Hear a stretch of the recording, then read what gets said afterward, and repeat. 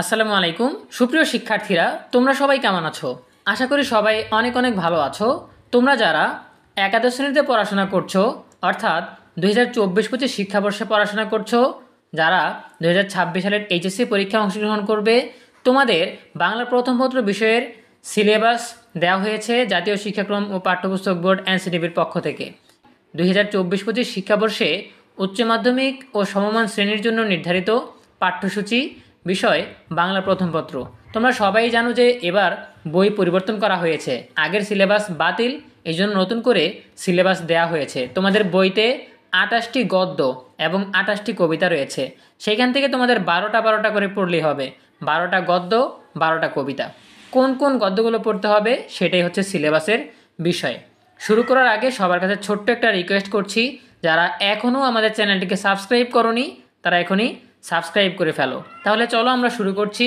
গদ্য অংশে প্রথমেই রয়েছে বাংলার নব্য লেখকদিগের প্রতি নিবেদন, বঙ্কিমচন্দ্র চট্টোপাধ্যায়। এরপর রয়েছে অপরিচিতা, রবীন্দ্রনাথ ঠাকুর।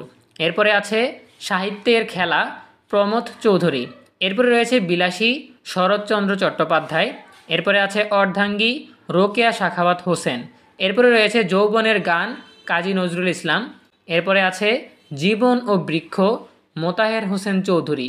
এরপরে আছে গন্তব্য কাবুল, সৈয়দ মুস্তফা আলী।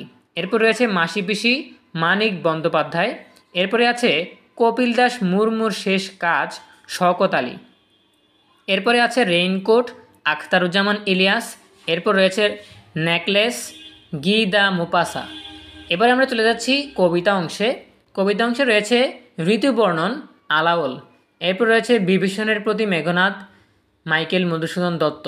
এরপর রয়েছে সোনার তরী, রবীন্দ্রনাথ ঠাকুর। এরপর রয়েছে বিদ্রোহী, কাজী নজরুল ইসলাম। এরপরে আছে সুচেতনা, জীবনানন্দ দাশ। এরপর রয়েছে প্রতিদান, জসিমউদ্দিন। এরপর রয়েছে তাহারই পড়ে মনে, সুফিয়া কামাল। এরপর রয়েছে পদ্মা, ফররুখ আহমেদ। এরপর রয়েছে ফেব্রুয়ারি 1969, শামসুর রহমান।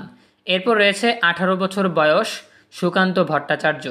এরপরে রয়েছে আমি কিংবদন্তির কথা বলছি, আবু জাফর ওবায়দুল্লাহ। এরপরে আছে প্রত্যাবর্তনের লজ্জা, লিখেছেন আল মাহমুদ। এই ছিল গদ্য আর কবিতা।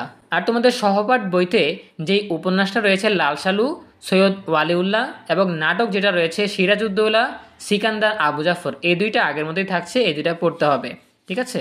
সো আশা করি তোমরা তোমাদের বাংলার প্রথম পত্রের সিলেবাস পেয়ে গেছো। তোমাদের প্রত্যেকটা পরীক্ষায়, এমনকি এইচএসসি পরীক্ষায়, এই গদ্য এবং কবিতাগুলো এবং উপন্যাস নাটক থেকেই প্রশ্ন আসবে। বইয়ের বাকি গদ্যগুলো বা বাকি কবিতাগুলো তোমাদের না পড়লেও হবে।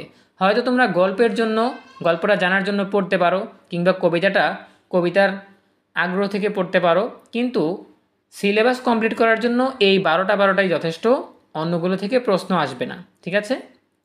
তো দেখা হবে পরবর্তী আপডেট নিয়ে নতুন কোনো ভিডিওতে। সেই পর্যন্ত তোমরা সবাই ভালো থাকো, সুস্থ থাকো, নিরাপদে থাকো এবং সবসময় ইএনইউবির সাথেই থাকো। তোমাদের সকলের জন্য রইল অনেক অনেক শুভকামনা। ধন্যবাদ সবাইকে।